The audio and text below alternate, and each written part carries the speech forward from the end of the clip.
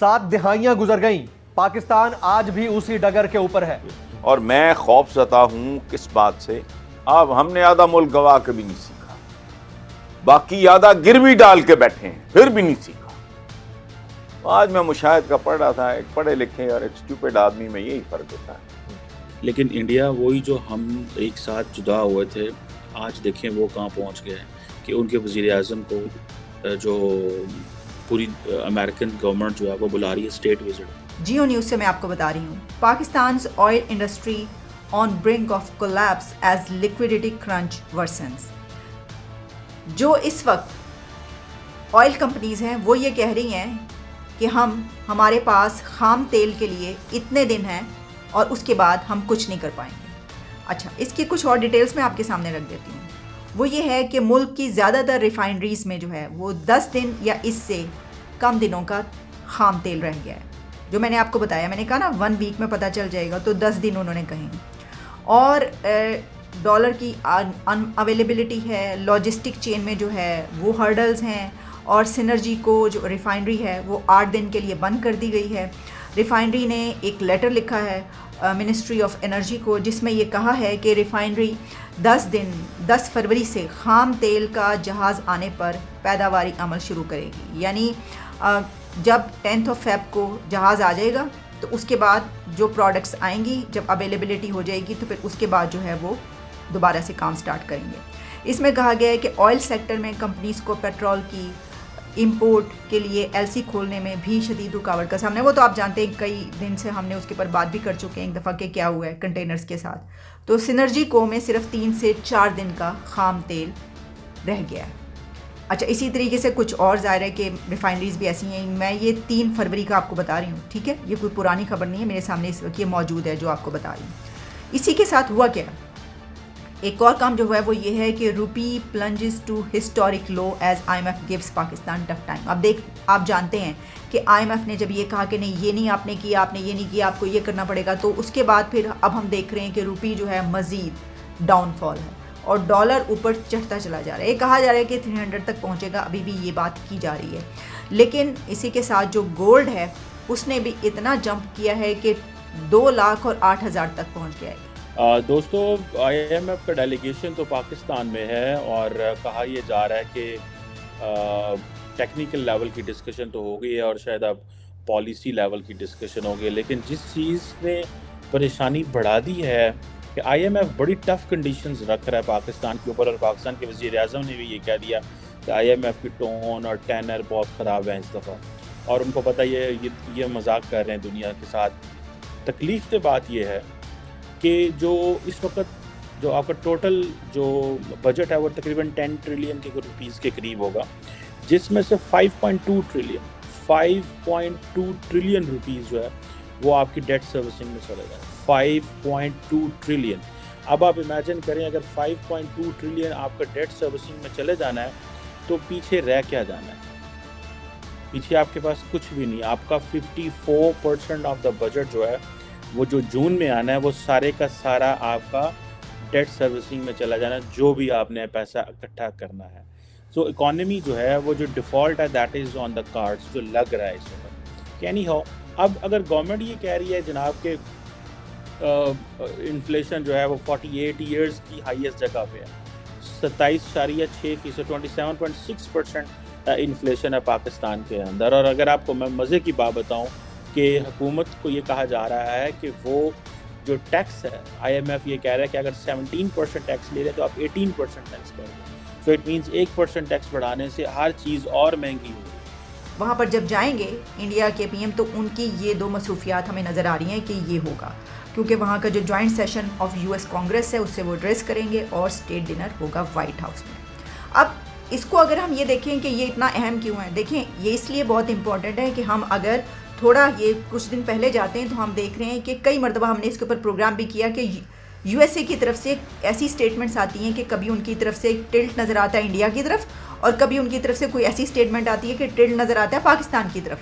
तो हम फ़ौरन कहना शुरू कर देते हैं, लो भाई ये अमेरिका की तरफ से ये स्टेटमेंट आई है तो इसका मतलब ये है कि उनका टिल्ट अब इंडिया की तरफ हो गया। फिर हमें कुछ दिन के बाद कहना पड़ता है कि अमेरिका ने स्टेट डिपार्टमेंट की तरफ से ऐसी स्टेटमेंट आई है कि जो पाकिस्तान की तरफ उनका झुकाव लग रहा है। तो इस सिचुएशन में ये विजिट बहुत इंपॉर्टेंट हो जाता है क्योंकि पाकिस्तान की बड़ी ये जब बहुत फुदक रहे थे ना, एटमी ताकत बन गया, तो मैं कहता हूं तुमने बनाया एटम बॉम्ब, ये तो सेकंड वर्ल्ड वॉर में यूज हो चुका था और जाहिर है उससे पहले बना होगा।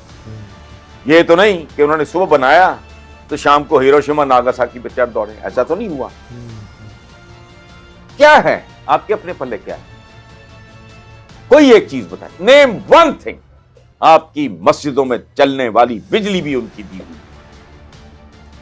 वहां जो मैट्स होते हैं वो भी उनके दिए हुए, वहां जो पंखे चल रहे हैं वो भी उनके दिए हुए, वहां जो बिजली इस्तेमाल, यार को खुदा का खुद इतना झूठ कि भारत के जो प्राइम मिनिस्टर हैं नरेंद्र मोदी साहब, वो जा रहे हैं अमेरिका, और वो जा रहे हैं अमेरिका सरकारी दौरे पे, स्टेट विजिट। लेकिन जो इंडिया को इस वक्त एज हासिल है वो जो है वो किसी और को नहीं है।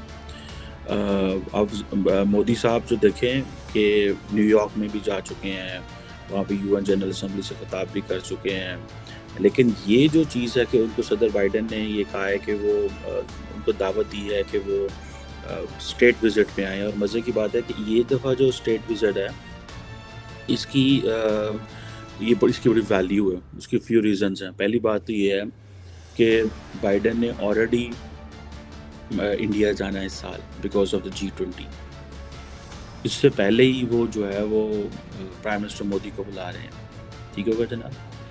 अब देखें कि, और मज़े की बात है कि वो इनको कांग्रेस में खिताब की दावत भी दे रहे हैं नरेंद्र मोदी को, कांग्रेस में खिताब की दावत भी दी जाएगी। और ये कहा जा रहा है कि ये सबसे बड़ा जो एक दौरा है। इससे कबल भी जो है वो जो इंडिया के वज़ीर आज़म है 2009 में, आई थिंक उस वक्त ओबामा साहब थे, उनको एक बड़ा प्रोटोकॉल वगैरह दिया गया था। लेकिन ये नरेंद्र मोदी को एक नेक्स्ट लेवल का वो प्रोटोकॉल दे रहे हैं और वो उनको इनवाइट कर रहे हैं।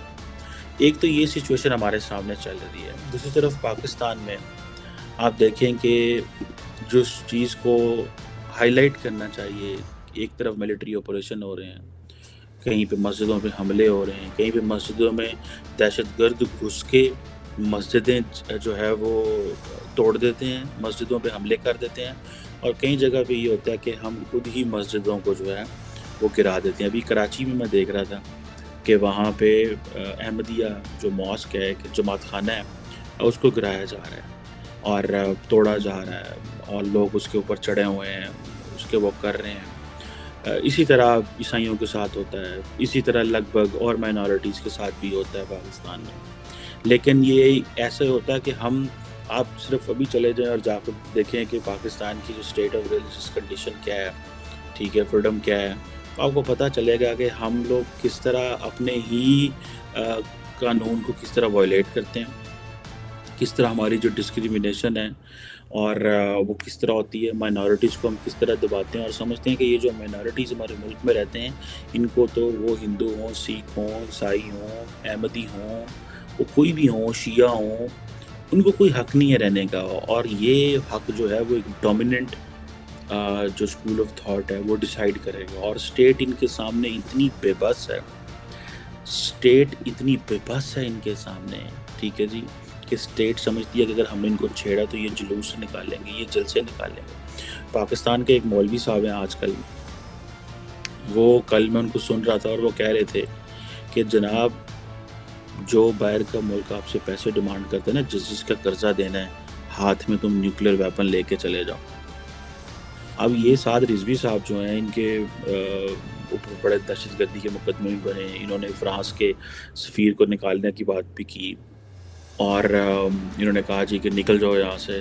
अब वो कह रहे हैं कि स्वीडन के मामले में और बहुत सारी चीज़ों में वो कह रहे हैं जनाब कि तुम एक हाथ में कुरान ले जाओ और दूसरे हाथ में न्यूक्लियर बॉम्ब का सूटकेस ले जाओ और उनसे पैसे मांगो जाकर, तुम दुनिया से पैसे मांगो इस तरह। मतलब this is what a mind set is saying. और ये वो बंदा है, ये वो ग्रुप है जिसको तैयार किया गया ये ग्रुप को तैयार किया गया उस वक्त नवाज शरीफ को कमज़ोर करने के लिए, और आज ये ग्रुप आउट ऑफ कंट्रोल हुआ पड़ा है, ठीक है जी। और उनकी जो वीडियो है वो बड़ी पॉपुलर हुई पड़ी है। और वो अपने जो और उनके जब वालिद साहब फौत हुए थे तो कहा जाता है पाकिस्तान की तारीख का सबसे बड़ा जनाजा है, अब वो था। सो इतना बड़ा तबका उनको सब्सक्राइब करता है उनके थाट्स को। सो एक तरफ रिलीजियस जो डिस्क्रिमिनेशन है कि हम अपनी माइनॉरिटीज़ को मार रहे हैं, दूसरी तरफ दहशतगर्द जो हैं वो मार रहे हैं, वो हमें वो स्टेट को मार रहे हैं। इस हर तरफ और हर जगह जो है ना, वो फिर बात पाकिस्तान के जो डिफेंस मिनिस्टर है उनकी ठीक हुई। उन्होंने कहा जनाब के इंडिया के अंदर और इसराइल के अंदर जो है वो मसाजिद में मुसलमानों को नहीं मारा जाता, ठीक है। ये मुसलमानों को मसाजिद में पाकिस्तान में मारा जाता है, और ये क्यों मारा जाता है इसकी ज़ाहिर बात है जवाब भी हमारे पास मौजूद है, लेकिन ज़ाहिर बात है इसके ऊपर कोई बात नहीं करेगा कि वो क्या जवाब है। अब इस चीज़ को आप देखें कि एक तरफ इंडिया, उनकी अपने 50,000 चैलेंज हैं, ठीक है, लेकिन इंडिया वही जो हम एक साथ जुदा हुए थे, आज देखें वो कहाँ पहुँच गए कि उनके वज़ीर-ए-आज़म को जो पूरी अमेरिकन गवर्नमेंट जो है वो बुला रही है स्टेट विजिट पे। सानू वो बुलाते हैं स्टेट विजिट से तब जब उनको हमारी ज़रूरत थी for Afghanistan, for Taliban, for TTP, इन चीज़ों के लिए अलकायदा को कैसे डील करना है, क्योंकि उनको पता था ये सारे इनकी इस्टेब्लिशमेंट को इन सब चीज़ों को पता है।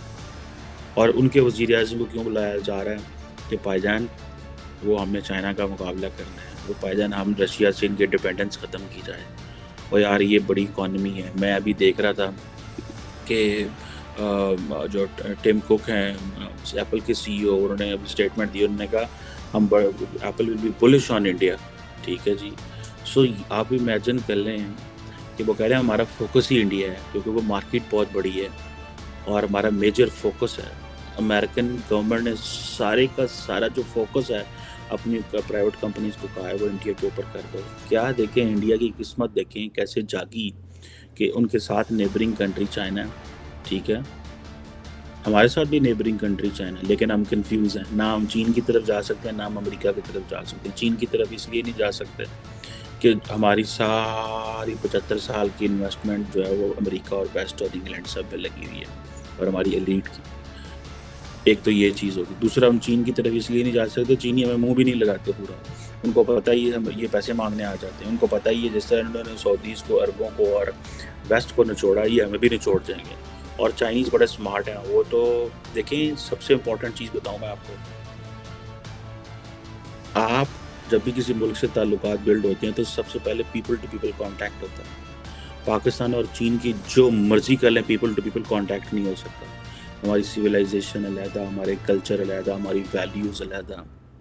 गोरे के साथ तो पाकिस्तान सिंक कर गया पिछले 75 साल में। पहले ब्रिटिश रहे, हमें बहुत सारी चीज़ें थी, चलो वो एक कॉलोनियल इरा था, वो एक और चीज़ थी। उसके बाद फिर हमारी फैमिलीज, रिश्तेदार, बहन भाई, दोस्त यार सज्जन सारे गए बाहर पढ़ने चढ़ने और वहाँ पे सिंक हो गए वहाँ से। अभी आपको लगता ही नहीं है आप पाकिस्तानी या इंडियंस या बंगाली और जो इस खत्ते के लोग हैं वो बाहर जाते हैं बड़ी ईजीली सिंक हो जाते हैं।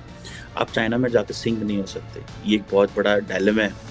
जो लोग चाइना जाते भी हैं वो हमें बताते हैं आके, हमारे बहुत सारे स्टूडेंट्स हैं, मेरे पर्सनल स्टूडेंट्स हैं जो चाइना में पढ़ रहे हैं इस वक्त, और वो हमें बताते हैं कि क्या डिफरेंसेस हैं, क्या चैलेंज है। मेरे दोस्त है इस वक्त वो चाइना में पढ़ता रहा है और पढ़ा रहा है, अभी वहाँ पर पोस्ट डॉक वगैरह कर दिया। वो आपको स्कॉलरशिप पैकेज वो बहुत देते हैं आजकल चाइनीज़, लेकिन लोग सिंक नहीं होते, लोग उनसे सिंक नहीं होते। सो ये चीज़ है। अब देखें पाकिस्तान जो है उसको अपना एक रास्ता डिटर्मिन करना है। मैं देख रहा था पाकिस्तान के जो वज़ीर-ए-आज़म साहब हैं, ठीक है जी, वो कह रहे हैं कि जनाब कोई मसला ही नहीं है, हम जो है वो नेशनल यूनिटी दिखा सकते हैं। पेशावर के अंदर जो लोग हैं वो सड़कों पे